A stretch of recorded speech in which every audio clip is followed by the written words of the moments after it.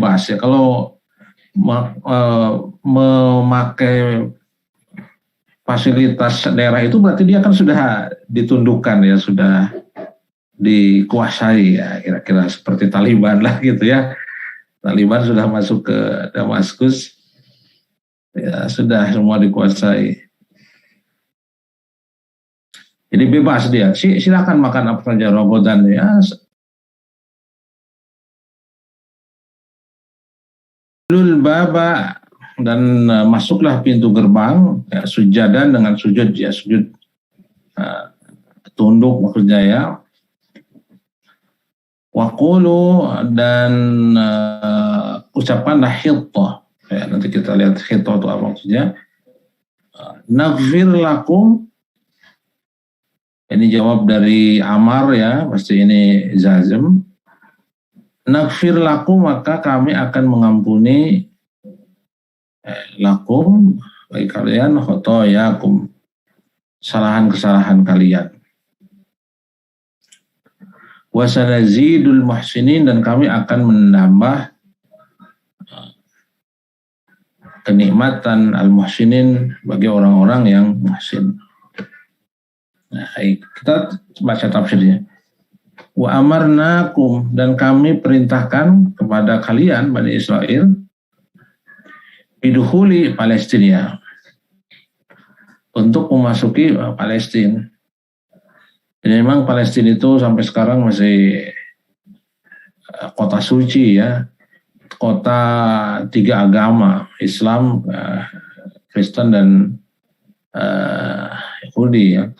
Litolabikum dzalika, karena memang Bani Israil itu menuntut atau meminta kepada Allah agar dicarikan satu tempat ya untuk mereka itu tinggal, dan lagi-lagi Allah berikan ya, ini luar biasa Allah itu ya, baiknya Allah kepada Bani Israil itu ya.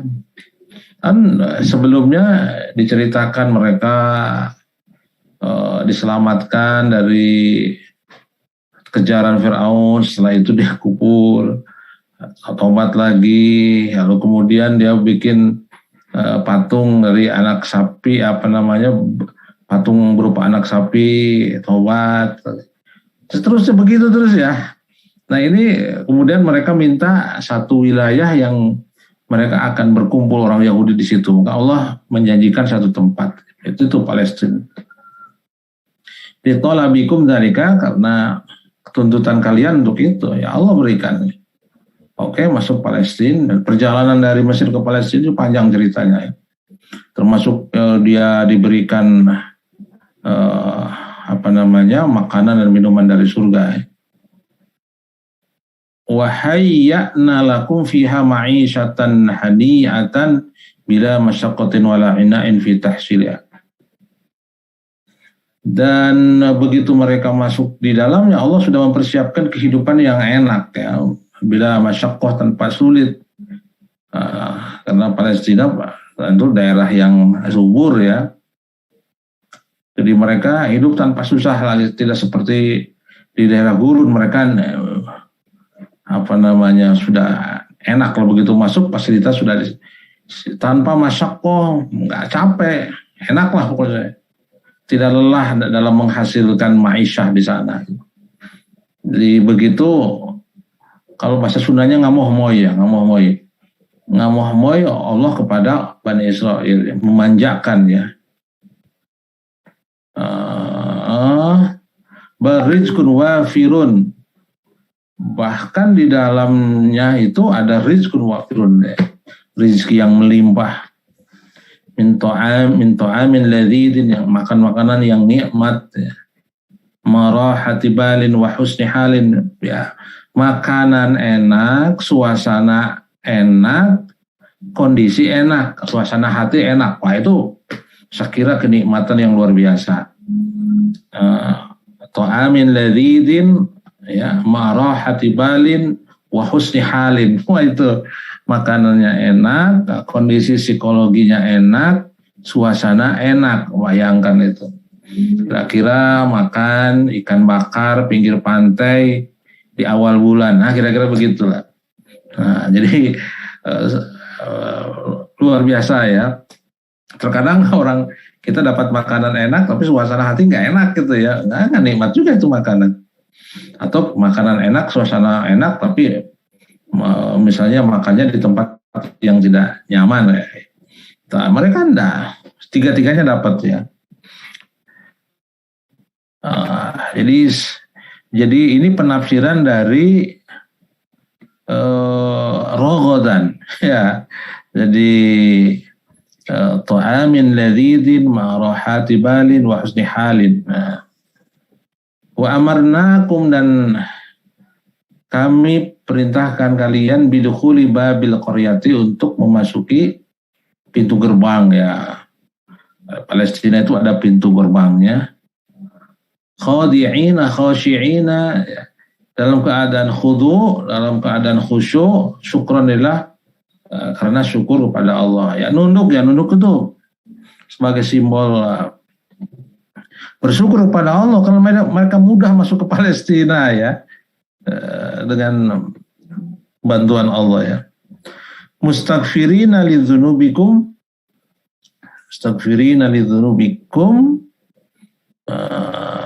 hale ya, sambil memohon ampunan untuk dosa-dosa kalian ya, karena banyak kesalahan-kesalahan yang sudah dilakukan sebelumnya.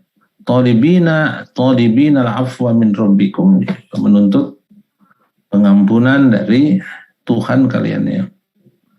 Wa wa'adnakum bi kufranil khotoya idza tubtum, dan kami menjanjikan akan mengampuni berbagai kesalahan apabila kalian bertobat. Ya, kalau tidak bertobat ya gimana Allah mau?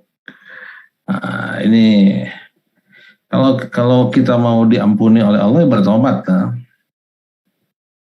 Wa takfiri dzunubi, dan Allah menjanjikan mengkifarat dosa, menghapus idza astaghfartum, dan kalian beristighfar. Allah menjanjikan ya.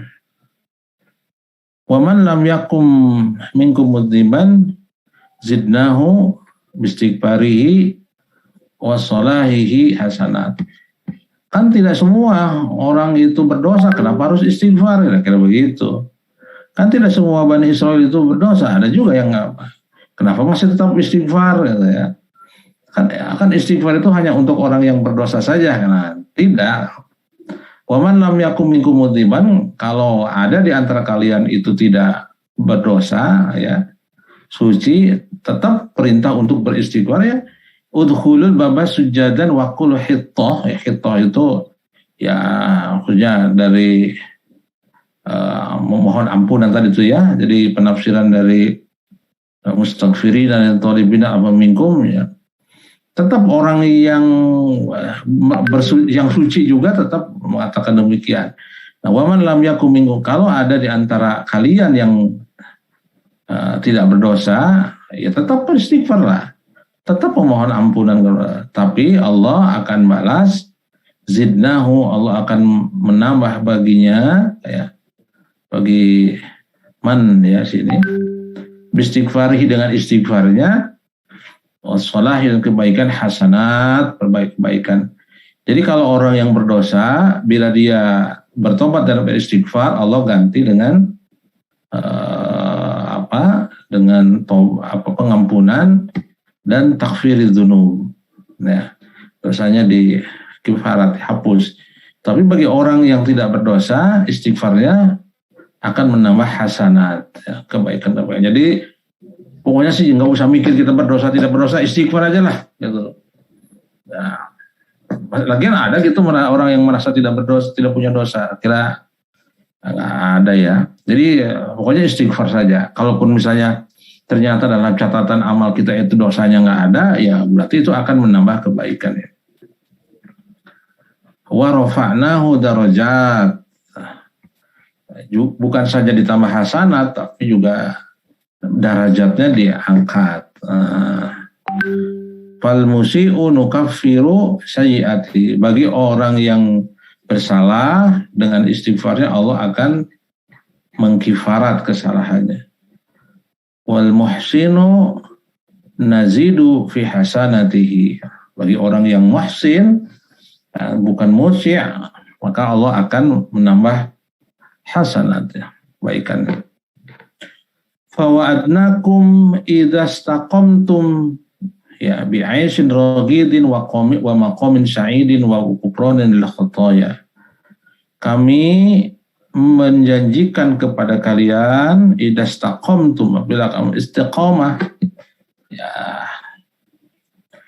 istiqamah. Dan janji Allah kepada Bani Israil itu sama janji kepada setiap orang. Orang kalau istiqomah dalam tobatnya, istiqomah dalam istighfarnya, idza istaqamtum, Allah akan menjanjikan kehidupan yang sejahtera, yang wa maqamin sa'idin, kedudukan yang bahagia, wa ghufranin, dan pengampunan lil khotoya, bagi kekeliruannya. Wa ziyadatin fil ataya, dan tambahan dalam pemberian, ya. Ini janji Allah, ya, janji Allah. Ini tafsir dari wasanazidul muhsinin, wasanazidul muhsinin. Wa fil ayati, ayat ini, ya. Nah, ini ciri-ciri dari tafsir al-muyassar, ya. Di ujungnya mesti ada semacam wisdom, ya. Wisdom atau unsur hidainya. Ya, setiap ayat itu dia coba bikin semacam nasihat, ya, umum, ya. Wa fil ayati wujubul istighfari minadz-dzunubi ma taqwal qulub. Ayat ini sesungguhnya bertutur tentang kewajiban untuk beristighfar, ya. Jadi cara Allah memerintahkan istighfar dalam Al-Quran itu bentuknya bermacam-macam, ya. Ada yang langsung tubu ilallahi taubatan nasuha. Ada dengan cara menyisipkan dalam kisah-kisah, dalam narasi kisah-kisah. Nah, ini hebatnya Al-Quran. Jadi pesan itu tidak hanya disampaikan dengan satu bentuk, tapi bentuknya bermacam-macam. Karena memang karakter orang itu berbeda-beda. Ada orang yang pesan itu bisa masuk dengan dengan mendengar narasi, dengan kisah. Kita bertutur, ya, tentang kalau misalnya orang itu tahu dia itu katakanlah malas untuk berzakat misalnya, ya. Ya, dan dia mungkin kalau dikasih nasihat secara langsung nggak mungkin karena orangnya cepat tersinggung. Maka caranya dengan apa? Ya, dengan bikin narasi cerita tentang orang, balasan Allah pada orang yang menolak zakat. Tidak langsung mana dia sih, enggak langsung sama dia, tapi dia ngerasa, oh iya ya. Nah, kira-kira hebatnya bahasa Al-Quran itu, ya. Dan terkadang kita juga mendapat banyak pesan itu tidak langsung dari pesan yang langsung ditujukan kepada kita, ya.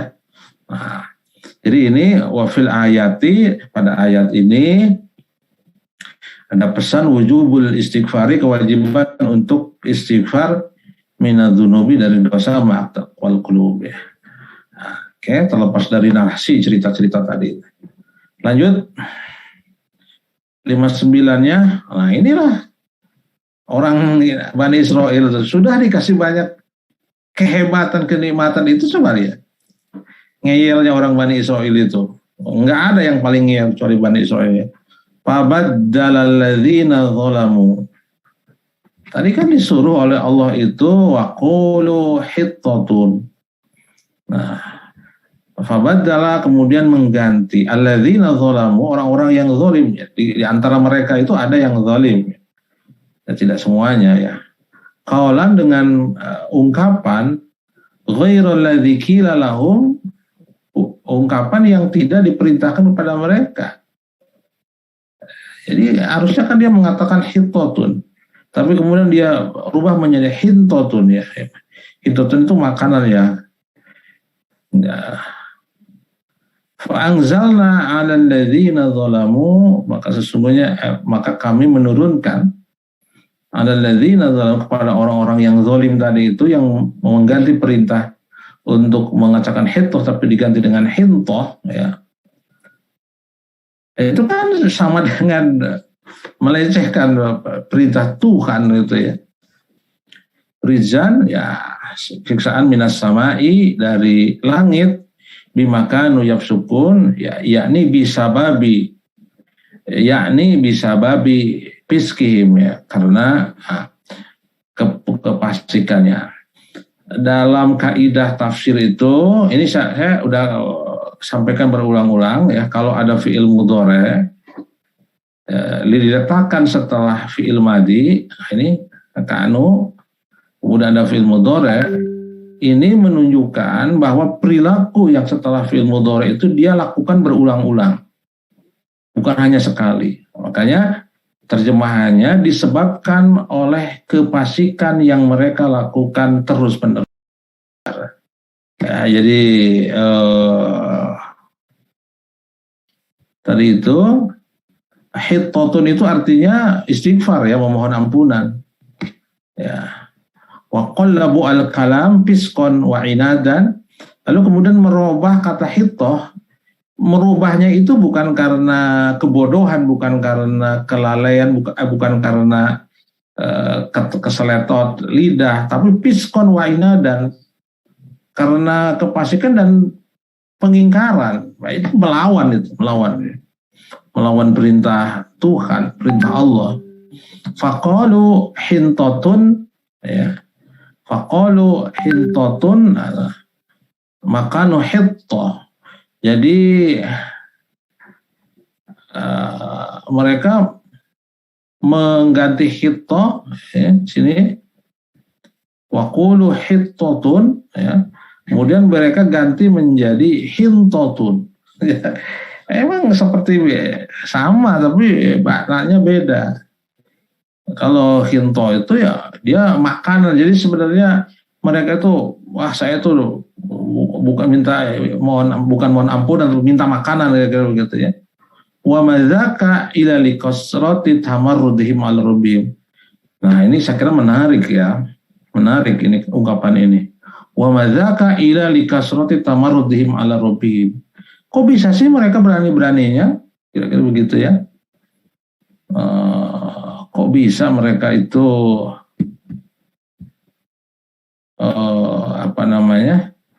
merubah kalimat yang diperintahkan oleh Allah? Ini kan yang merintahkan Allah kok berani. Nah, ini karena likasrati tamarrudihim ala rabbihim, karena mereka itu terlalu sering berbuat tamarrud ya, berbuat durhaka kepada Tuhan. Jadi kalau orang itu terbiasa dengan berbuat dosa, itu karena dia akan mudah sekali untuk melakukan pelanggaran. Makanya ini ya, kalau saya ingat dengan teori di psikologi perkembangan ya, kalau orang itu sudah melakukan satu aktivitas ya secara kontinu, nah itu kan akan menjadi sebuah habit, menjadi kebiasaan. Ya, kalau orang itu sudah terbiasa berbuat tamarrud ya, pengingkaran kepada Allah, itu akan mudah sekali dia melakukan pengingkaran-pengingkaran yang lain. Ini kan luar biasa ya Bani Israil, kok berani-beraninya mengganti perintah Tuhan gitu. Itu kan ngeyel ya, super ngeyel. Illa likasrati tamarrudim ala rabbihim wa at-ta'assulil khabsi fi nufusim. Karena mereka dalam jiwanya memang sudah buruk gitu ya. Sehingga begitulah dia mudah ya. Titik ya. Ba'daha setelah kejadian itu Angzalna kami menurunkan alaihim kepada mereka azaban siksaan minas samai dari langit. Nakala bihim Allah dengan cara itu nakala ya. Ba'daha anzalna alaihim adzab minas samai nakala bihim jazaa'u fi'lihim asyani' wa qawlihim al-qabihi ya. karena itu sebagai balasan atas perbuatan mereka yang buruk dan ucapan yang qabih, yang tercela ya. Oke.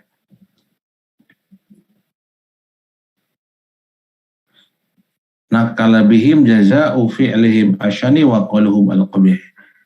Baik, ini ungkapan yang ini ya, coba ini ungkapan ini yang menarik, yang bagusnya ya. Fakam min ayatin marrab bihim wa bala wa kam min mihnatin ashuha wa raha.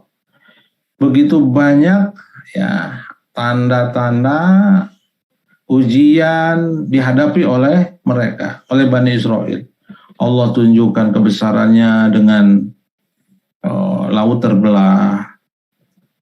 Allah turunkan kebesarannya kepada mereka manna dan salwa. Allah tunjukkan kebesarannya kepada mereka dengan al-ghamam ya.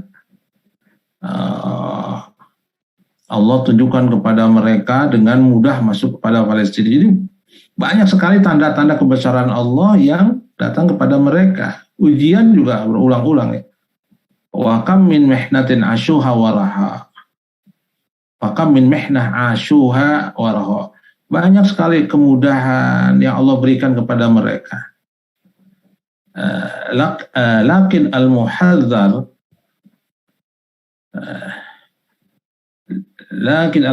bi suqaril ma'ishati la yash'uru.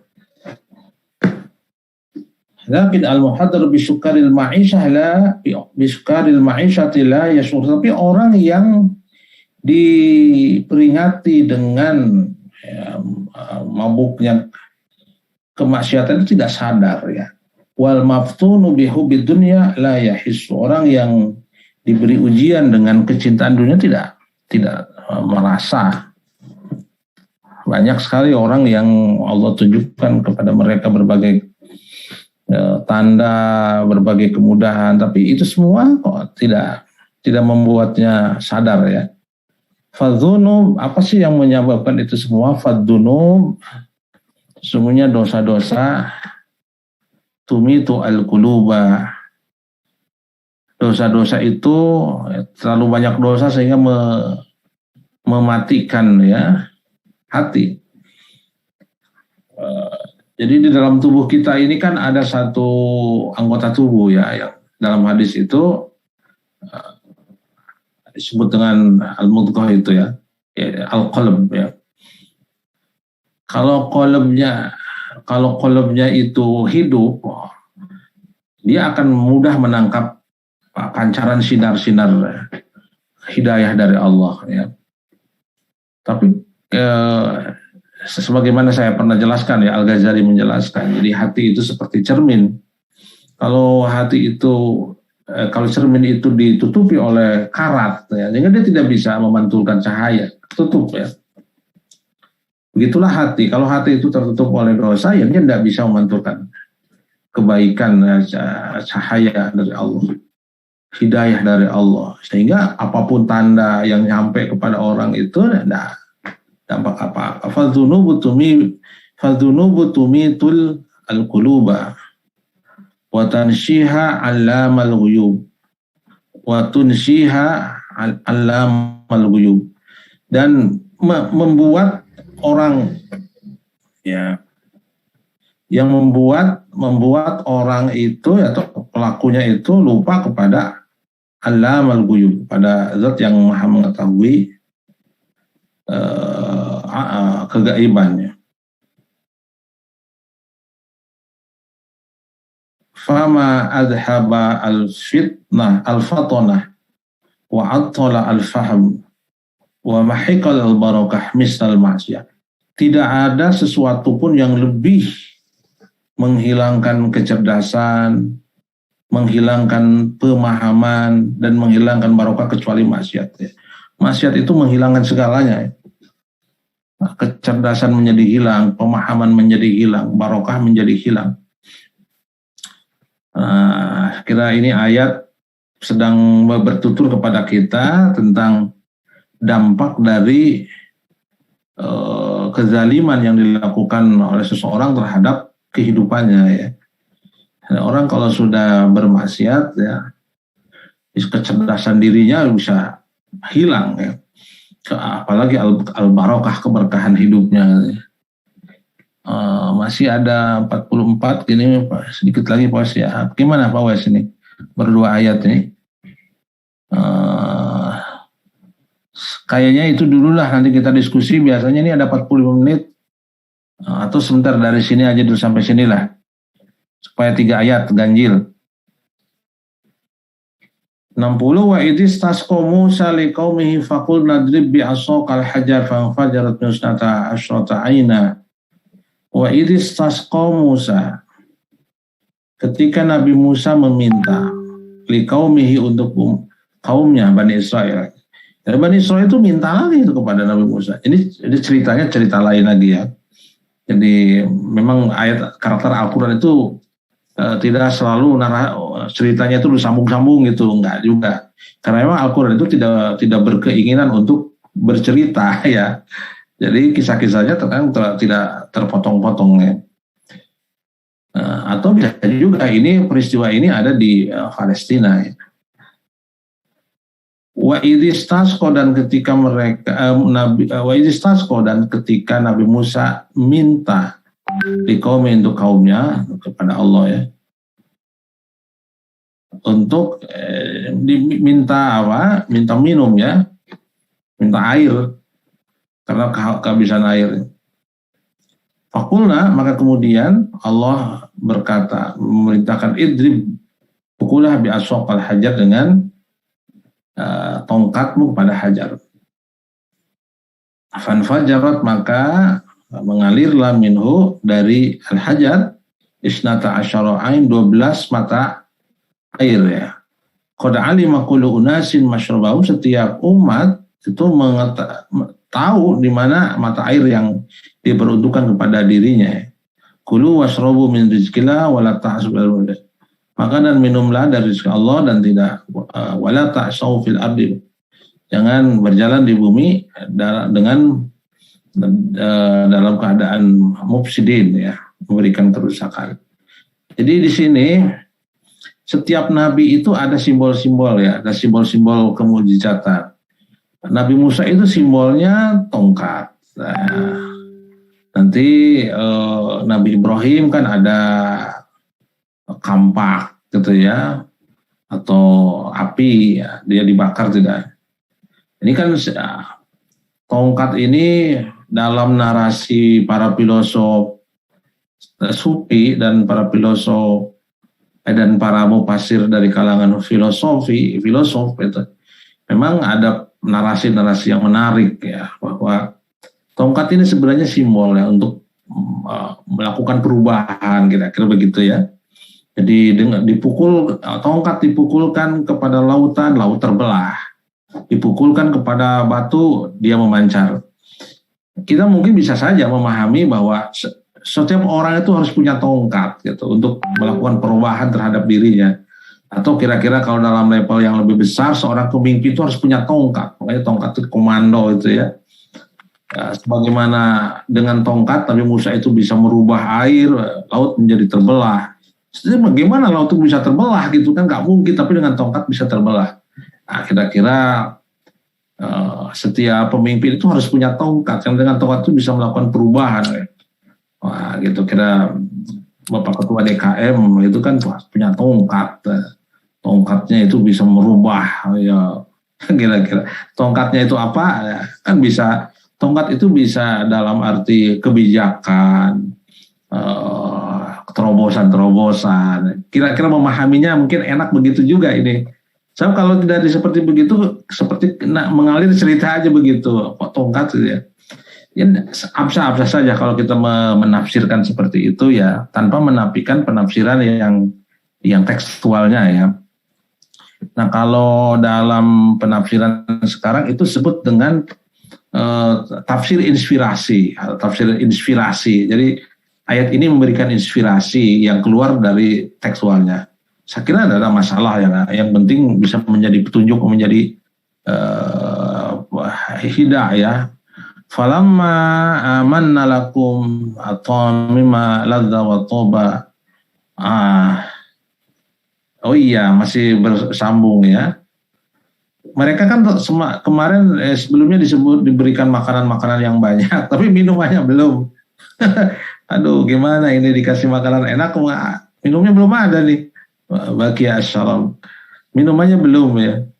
Falamma da'ana Musa, ketika meminta kepada kami, kata Allah Musa, an naskiyakum alma, anuskiyakum alma al-barida, agar memberikan air yang dingin, ja'alnahu, maka kami menjadikannya bitorikil mu'jizah, dengan cara mu'jizat, la'alakum tusyahiduna qudratul, dengan cara itu kalian berharap menyaksikan kekuasaan Allah, fatakhofu, yang karenanya kalian takut. Allah tunjukkan kepada Bani Israil mukjizat supaya mereka takut dengan mukjizat itu ya. Watangzuruna fadlahu, agar mereka juga melihat keutamaan Allah, fatashkuruhu, maka kemudian mereka bersyukur. Harapannya begitu ya. Wa tubsiruna karamahu, dan kalian melihat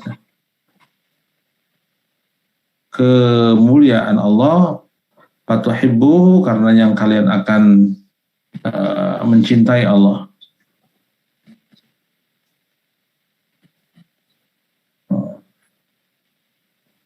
Fala syukra ala ni'am, tapi apa yang terjadi ya? Fala syukra ala ni'am, tetap saja mereka tidak mau bersyukur pada nikmat Allah itu.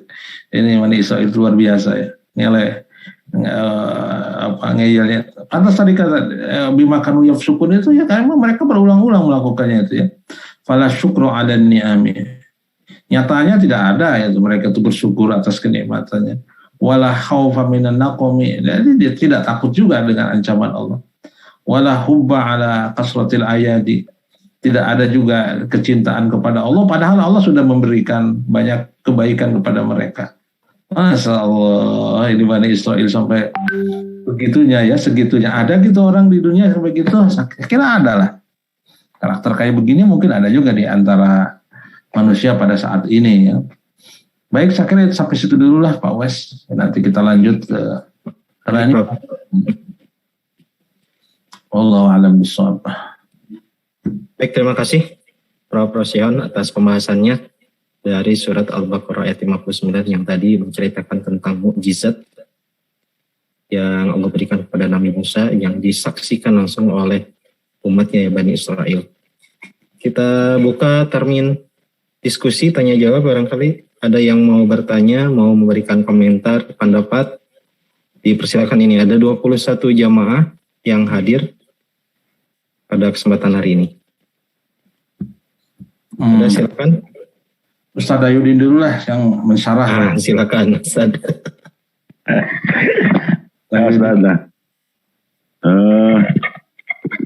Bagus sekali, cuma melihat redaksinya Prof itu. Jadi mufasir ini kadang-kadang ya dalam tanda kutip gitu kan, bertindak sebagai Allah gitu. Tapi kadang-kadang dia bertindak sebagai mufasir gitu. Ya.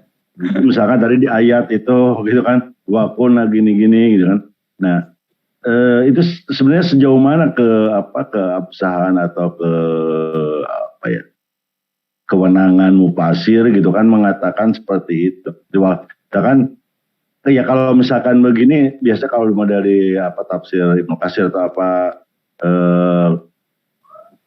misalkan akadallah atau gitu, apa aja mufasir yang mengatakan. Tapi di sana banyak kata-kata yang yang seakan-akan Allah yang mengatakan gitu kan. Tapi dalam bentuk dalam tafsirannya gitu kan. Tadi misalkan pastakil atau apa gitu. Jadi sehingga antara satu kalimat dengan kalimat lain itu kalau kurang jeli ini agak sedikit agak bias gitu kan. Udah tadi nukilu atau nakilu gitu kan, sehingga kita agak bingung ini yang berbicara tuh mufasir atau Allah gitu kan. Ini yang saya lihat dari bahasanya. Itu aja mungkin yang bisa saya. Iya. Baik, terima kasih Pak Dayudin. Ini perspektif ya dalam kalimat penjelasan dalam tafsir ya. Ketika mufasir perspektifnya seolah-olah dari Allah gitu. Silakan Prof. Itu ya. Iya tadi nakilu ya. Nahnu ya. Baik. Ya. Ya sebenarnya kalau Aid Al-Qurni itu memang penulis kontemporer ya. Penulis hari ini. Dan gayanya dari Aid Al-Qurni itu kan sebenarnya dia ingin menangkap pesan-pesan moralnya. Biasanya begitu ya, nasihat ya. Ciri-ciri dari Aid Al-Qurni itu kan seperti itu ya. Nah, memang kalau cara kita menyampaikan tafsir itu ya, kalau pakai tanda baca itu sebenarnya bisa pakai tanda baca itu ya. Misalnya ketika Allah mengatakan itu pakai tanda kutip gitu ya. Tapi karena kitab kuning itu tidak ada tanda-tanda ya, sehingga memang agak bingung terkadang saya juga baca-bacanya ini gimana ya, marah-marah juga ya, karena memang agak unik memang ini Mbak ini ya, apa namanya ureanya ya. Tapi sebenarnya saya sengaja pilih kitab ini supaya tadi itu ya, kelebihan dari Aid Al-Qurni itu kan dia itu semacam apa namanya yang memberikan semangat itu apa namanya, bukan inspirator, apa namanya, Motivator ya itulah gitu ya. Kalau yang tafsir yang biasa itu biasanya kan narasinya memang bisa kita pahami lah gitu ya. Kita ingin yang berbeda ya, dari tafsir-tafsir yang lain. Ya kita pilih Al-Muyassar. Tapi terkadang juga tidak begitu ya. Terkadang juga kita tidak mendapatkan nasihat-nasihat itu dari Aid Al-Qurni, kecuali ungkapan-ungkapan yang umum saja. Ya begitulah yang namanya orang menulis karya ya. Tidak selalu kita itu bisa mengkritisi celah-celah ya. Hatta penulis tafsir yang amat hebat kayak Asyuyuti, kayak Ibnu Katsir ya, dalam tafsir Al-Qur'anil Azim, kritiknya sampai hari ini tuh nggak selesai-selesai ya, termasuk saya yang mengkritisi Ibnu Katsir ya. Ya, akhirnya itulah menunjukkan bahwa manusia itu tidak sempurna ya, ada saja kekurangannya. Akhirnya itu Ustaz Dayudin. Ya, Terima kasih.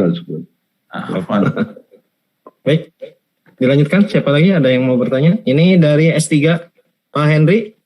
Silakan, Pak. Wah, tidak kompeten kalau saya nih depan Prof. Rosion.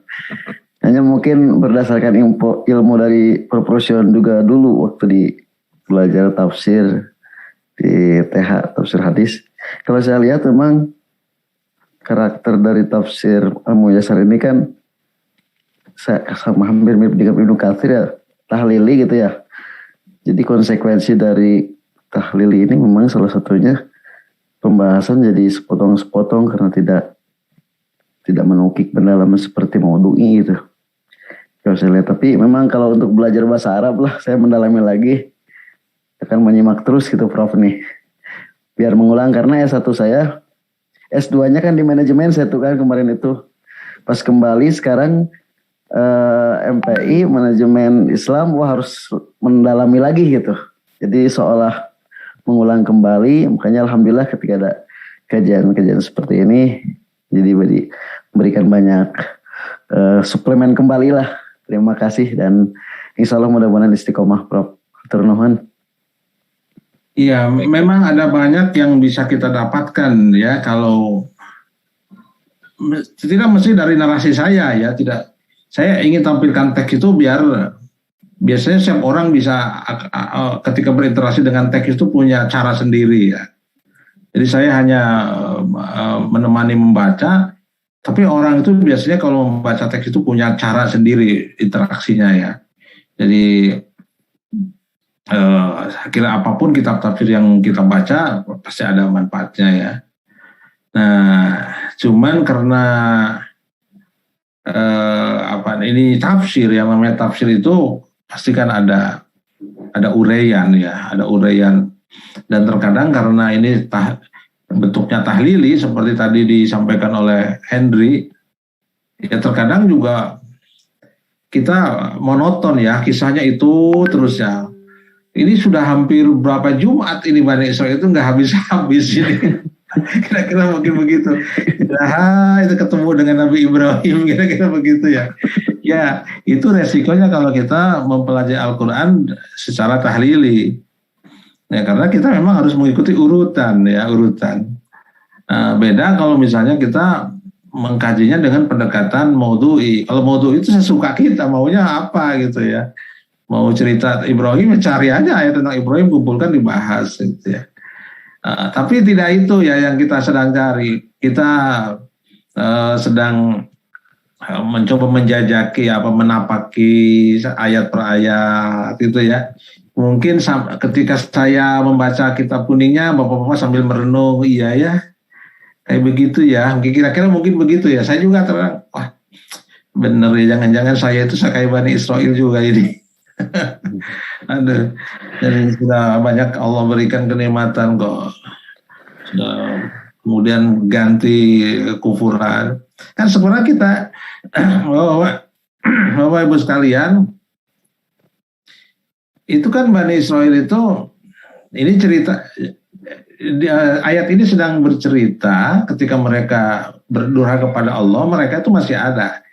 Jadi mereka merasa enak-enak saja gitu ya. Allah tidak sedang belum menceritakan ujung mereka gitu, masih ketika masih hidup. Jadi kalau misalnya kita mungkin menyaksikan ada orang yang berbuat zalim pada Allah, tapi kemudian hidupnya seperti senang-senang saja. Tentu saja kita tidak mengatakan berarti mereka Allah tidak memberikan siksa kepada orang yang zalim itu sebagaimana Allah memberikan siksa kepada Bani Israil. Karena perlakuan Allah itu sama ya. Allah itu, jadi sunatullah itu Allah akan memberikan sanksi kepada orang yang bermaksiat. Itu rumusnya begitu. Siapa saja mau Bani Israil mau siapa.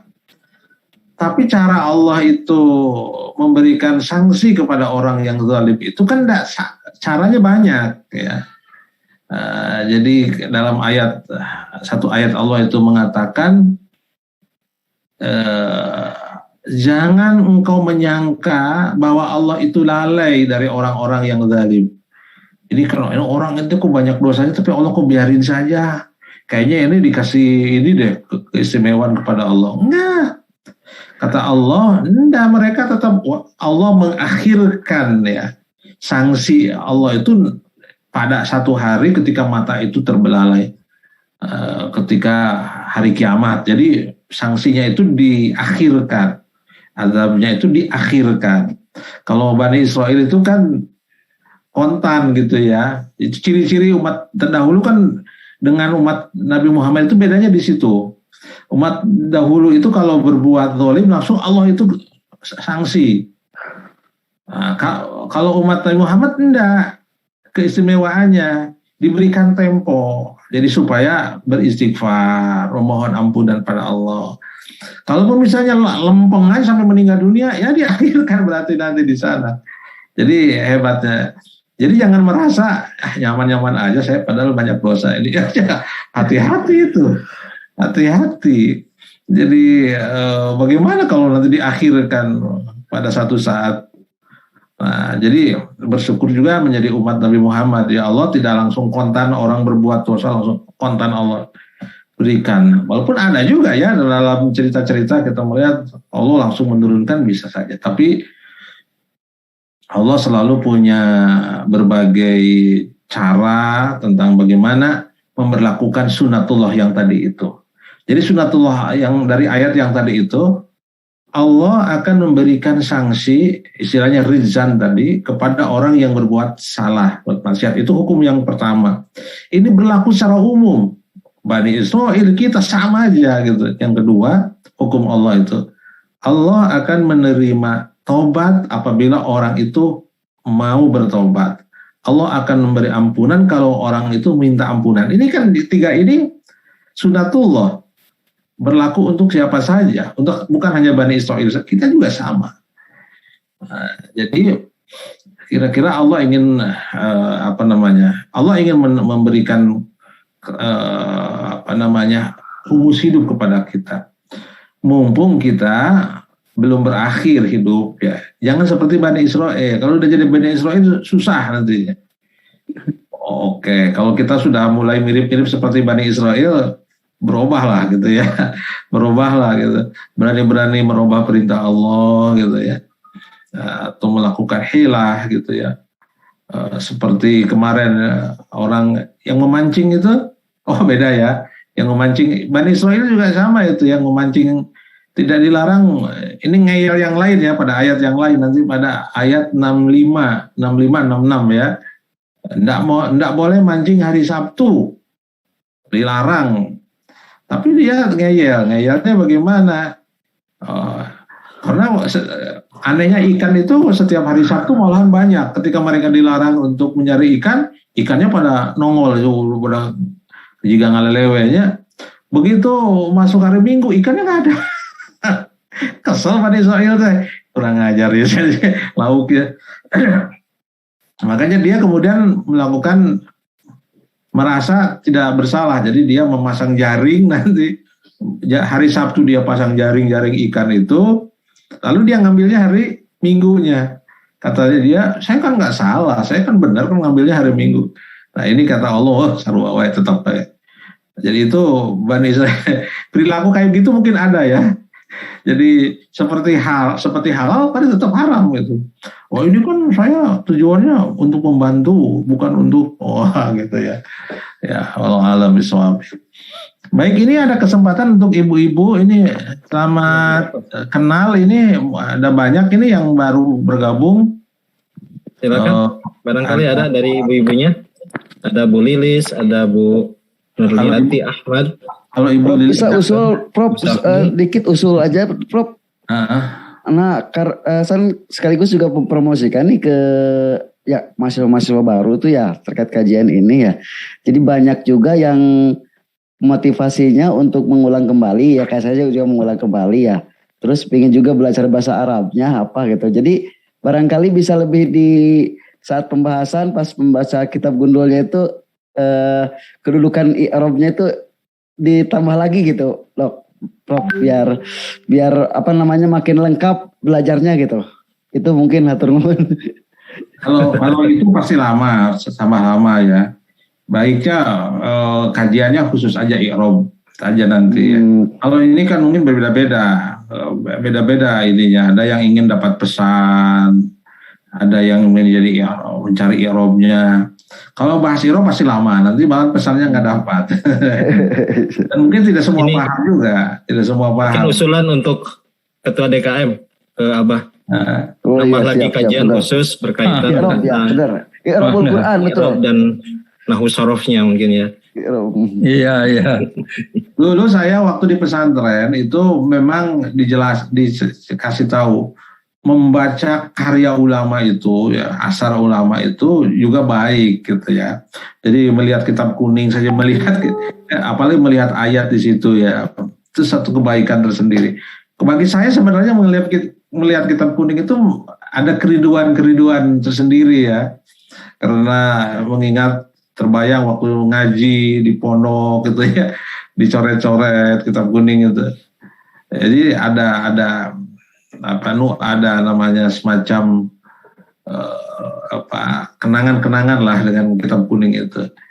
Nah, memang ada banyak yang bisa kita ungkap ya, aspek balagohnya, aspek i'rabnya, nanti mungkin Ustadz Dayudin buka pengajian sendirilah untuk balagohnya itu ya. Nanti yang lainnya. Kalau yang kita seperti itu aja lah, kita terjemahkan satu persatu gitu ya, sambil menghafal kosakatanya seperti apa. Memang enaknya sih ketika saya baca kitab kuning mungkin ini fi'il madi apa fi'il mudhari mungkin agak, tapi kalau misalnya dispesifikkan kayak begitu nanti juga khawatir malah udah saya mah ngerti bahasa Arab gue ngaji sekali. Juga sih, jadi kita bareng-bareng aja lah gitu ya. Nggak harus juga sih orang paham Quran itu dan paham bahasa Arab, enggak juga sih. Kecuali kalau mau jadi mufasir. Kecuali, tapi kalau hanya sekedar memahami Quran enggak harus juga. Jangan begini, ibu mau memahami bahasa Arab harus memahami Quran, ya harus paham bahasa Arab dulu. Aduh mau diajar-ajar kira gitu ya. Walaqad yassarnal Qur'ana lidzikri, mudah sekali Al-Quran itu ya. Ya enggak harus lah. Baik Prof. Itu di chat ada tanya tuh Pak Wes. Di chat itu. Oh iya Pak. Ini ada yang bertanya dari Pak Muhammad Khidir. Saya mendengarkan penjelasan Bapak bahwa seseorang yang melakukan kemaksiatan akan kehilangan beberapa keberkahan. Nah, apa yang dimaksud dengan keberkahan di situ? Apa saja? Dan cara kita agar tidak terjerumus kemaksiatan tersebut bagaimana? Ya berkah itu kan kebaikan ya. Jadi orang, para ulama sering menerjemahkan al-berkah itu tajayud atau tajayudul khair, kebaikannya semakin bertambah. Tapi biasanya kalau di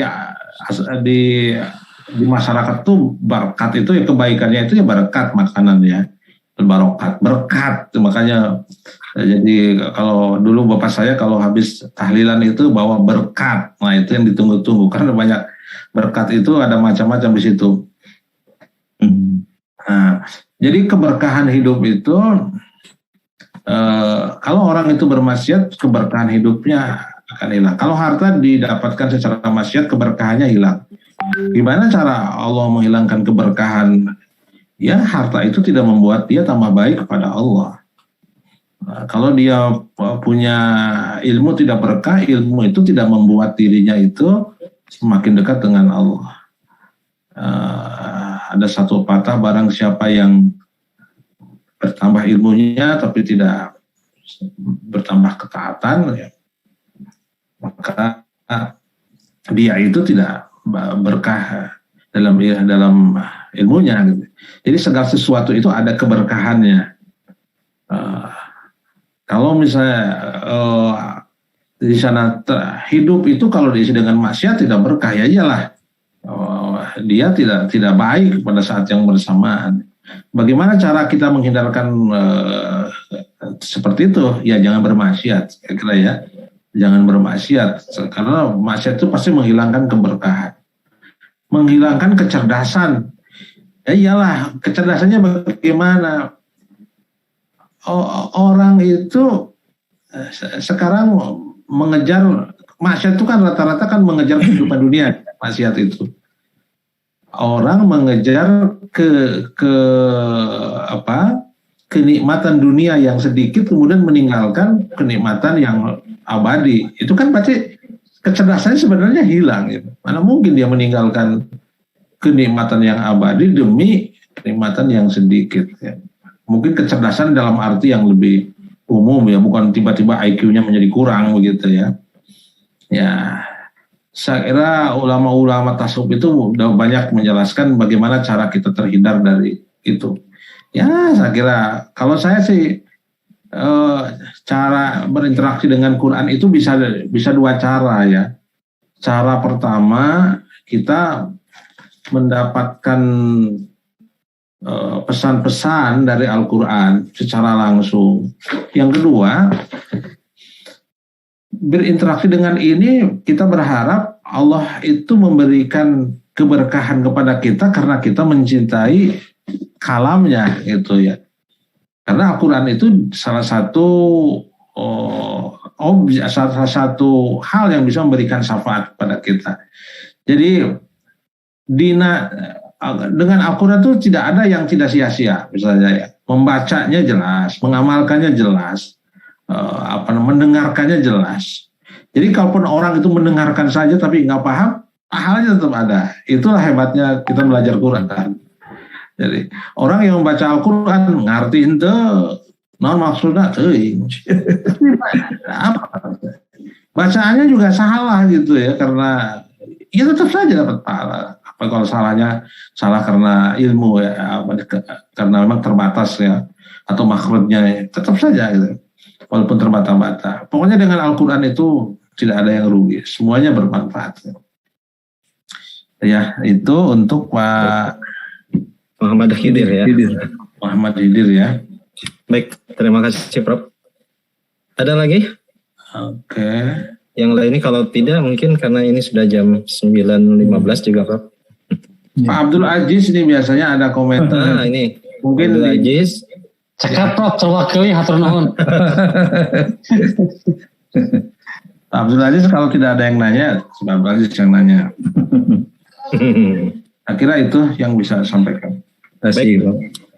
Terima kasih Prof. Rosihan Anwar yang sudah memberikan banyak ilmunya untuk kita sekalian dalam kajian Kitab Kuning, Kitab Al-Miyasar pada kesempatan malam hari ini.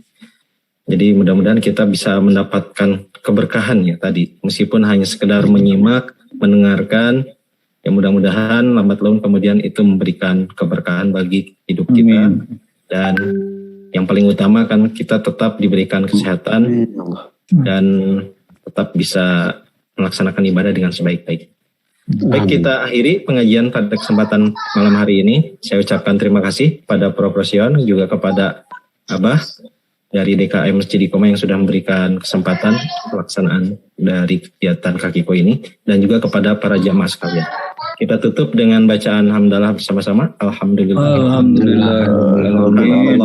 Subhanakallahumma wa bihamdika asyhadu an la ilaha illa anta astaghfiruka wa atubu ilaik. Assalamualaikum warahmatullahi wabarakatuh. Waalaikumsalam warahmatullahi wabarakatuh. Terima kasih Prof.